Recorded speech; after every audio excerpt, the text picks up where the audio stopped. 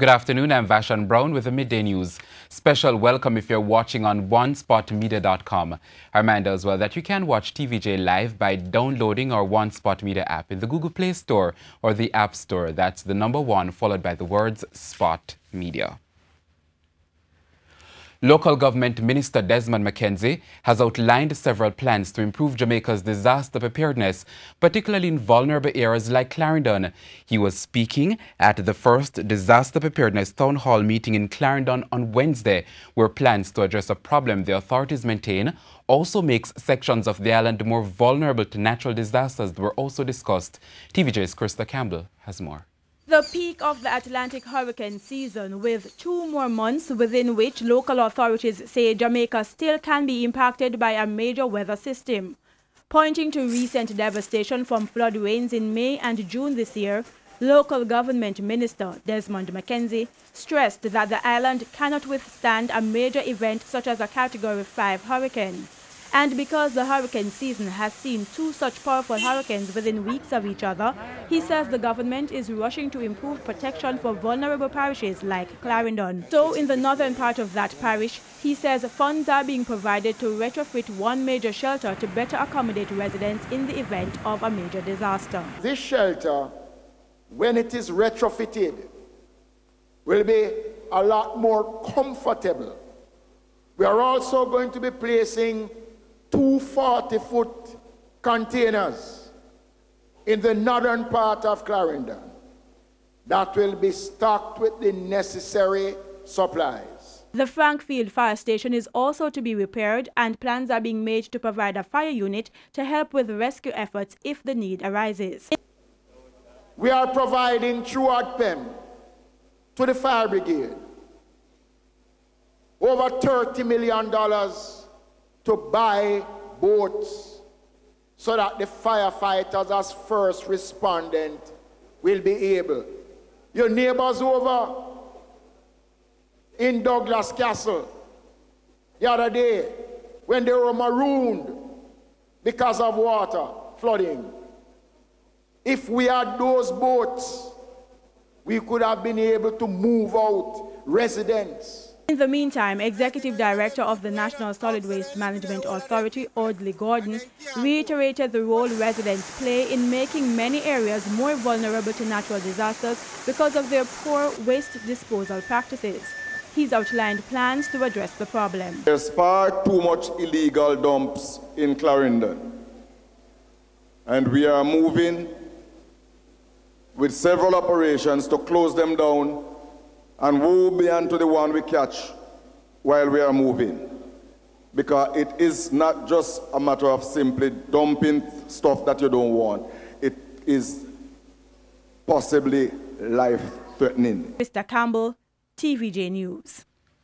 Residents in Norman Gardens Division in East Kingston are now the beneficiaries of much-needed roadworks. For some time, residents have been complaining about the state of roads in the division. Member of Parliament for East Kingston and Port Royal, Philip Paulwell, who toured the area on Thursday, said after an assessment was done, it was determined that urgent work was needed on the Milk Avenue, Lineral Street and Montague Street. As a result of that, I made representation utilizing the resources available to me as Member of Parliament, and of course with the agreement of our leadership to get these done urgently. And I'm so very pleased that we have been able to get both of them, Lineral and Milk Avenue, and then we're going to be working next on Montague. But Councillor for the division, Angela Brown-Burke, says even though there is a constituency development fund, the funds allocated are not enough for all the work that needs to be done. In terms of the roads, certainly for the Rollington Town area that we had agreed to do. And it's just one of them, so we have a couple more to do, which is part, in terms of the expenditure, the CDF is just not enough to fix all of the roads that are in need of fixing. And so we're always calling upon government to make sure that whenever funds are available for road repairs, that it is done transparently, that, you know, all, it's an island-wide, it's not just partisan or a little area because you have a big friend that live there or so on. One resident welcomed the work being done in the area. It's a welcome improvement to the community. The roads that they have worked on has been out from I was a youngster. I won't even tell you my age, a long time ago, and things. So you had a lot of potholes and so stones, dust, especially dust. Cause you know that's not good for kids and so on. And now that they pave both roads, hopefully they'll do more. And I hope it's the start of better things to come for our.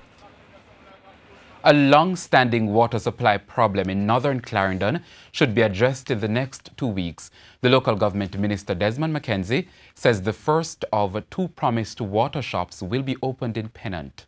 This water shop was constructed at a cost of over $8 million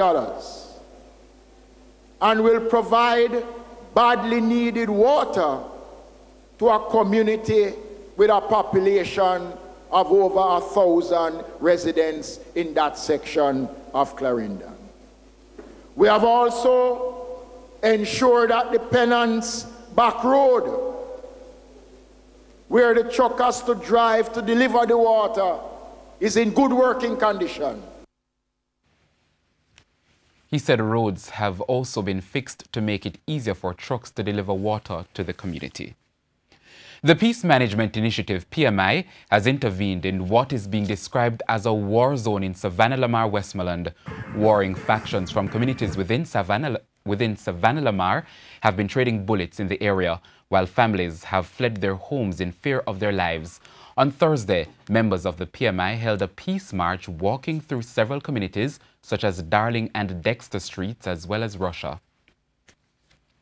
Dexter and Darling Street, too close by community, having this feud drawn by other community, around Russia and all other places. Then what are we saying to our young people? Kill off each other? No. To the objective there today is to find solution to this problem. The police and residents of Dexter Street stood in solidarity, calling for peace in the area. A member of the Dexter Street community, and we are standing in the Russia Square, one of the community which is warring against Dexter Street. And all we are asking for is for members of the community to be a part of the peace initiative, because it is only they themselves that can initiate the peace. To the political scene now. As the race to become Member of Parliament for South East St. Mary heats up, one candidate is insisting that he has the edge to win. Jamaica Labour Party candidate Dr. Norman Dunn believes that having years of experience working in the communities will see him being elected Member of Parliament over any outsider being brought to contest the seat. Dr. Dunn lost by 5 votes in the February 25 general elections last year against, Dr. Dunn lost by 5 votes in the February 25 general elections last year against Dr. Winston Green, who passed away in August. Now, Dr. Dunn says there are many issues in the constituency that he intends to address, starting with youth. Mayor of Port Maria, Richard Creary, is calling for the St. Mary Parish Council to improve the way in which they employ people to the municipal corporation in the parish. TVJ News understands that the parish council is reasonable for sending employment documents to the Labour Ministry for approval. Speaking at council meeting in the parish recently, Mr. Creary says the municipal corporation has several vacancies that cannot be filled because they have lengthy delays from the parish council. I don't have to walk around and ask persons what are the issues. In order to formulate a plan, I know the issues. I'm from here and I have experience in my lifetime, and I say some of them is not what I wish for anybody.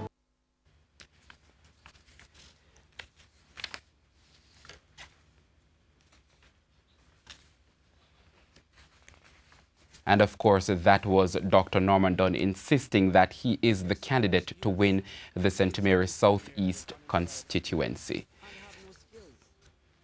I mean, when you look around, there's not even one skilled training facility.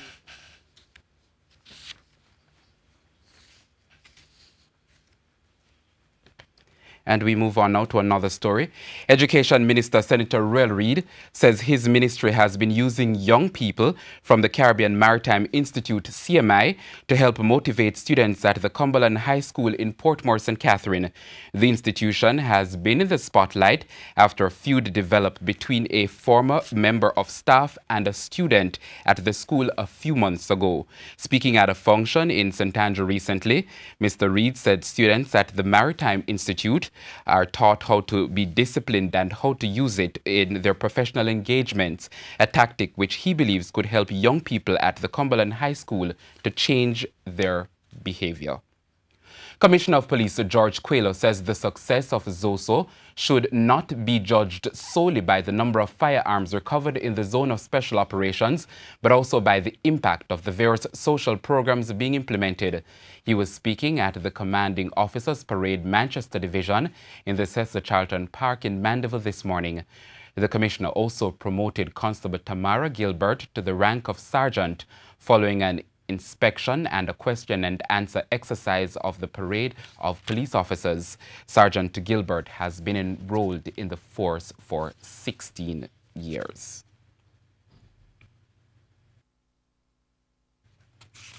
The National Council for Senior Citizens will be celebrating Senior Citizens Week from September 24 to September 30 under the theme Seniors Promoting Intergenerational Solidarity.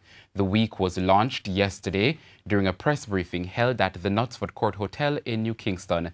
In her address, Minister of Labour and Social Security Shahini Robinson said that as the country seeks to celebrate its seniors, the ministry is mindful of the reports of treatment being meted out to them by members of the society. Continue to increase, and this does not augur well for us as Jamaicans. Our senior citizens are being abused, sometimes even by their own family members, and sometimes by persons who they nurtured in their communities. I want to make it clear that this society should not and will not tolerate the abuse of our senior citizens, and that every step will be taken to ensure their safety, well-being, and welfare. Meanwhile, the Labour Minister says that the National Policy for Senior Citizens, which is being revised, is to be submitted to Cabinet for review. Of our elderly. Most importantly, it will provide the mechanism whereby all senior citizens will be registered. The Bangladeshi Prime Minister has delivered a sharp judgment on neighboring Myanmar's treatment of Rohingya Muslims, hundreds of thousands of whom have fled across the border to Bangladesh in recent weeks to escape violence. We go to the CNN for more. A day after Rohingya Muslim militants attacked Myanmar's security posts. Now the asylum seeker who used to be a teacher writes to tell us about how the military fought back, waging a campaign, he says, against his entire village. I wrote this letter because I want to express my feeling to the war. We saw 3 military cars, he writes. After arriving, they started firing on our villagers. They think all are militant. We all are militant. The violence rages for weeks in Rakhine State. Aisha Begum tells us in her village she saw the military cutting bodies in pieces and then burning those body parts. Alanissa remembers Burmese people and the military were torturing our girls, raping, tearing apart their clothes, cutting off breasts, doing whatever they wanted. After rape, most of those girls are hacked to death, she says. The government has not responded to our repeated requests for comment, but in the past they've strongly denied claims of abuses. Running for their lives, Rohingya Muslims rip open the border to Bangladesh. Tens of thousands arrive by the day, flooding in, injured, even dead.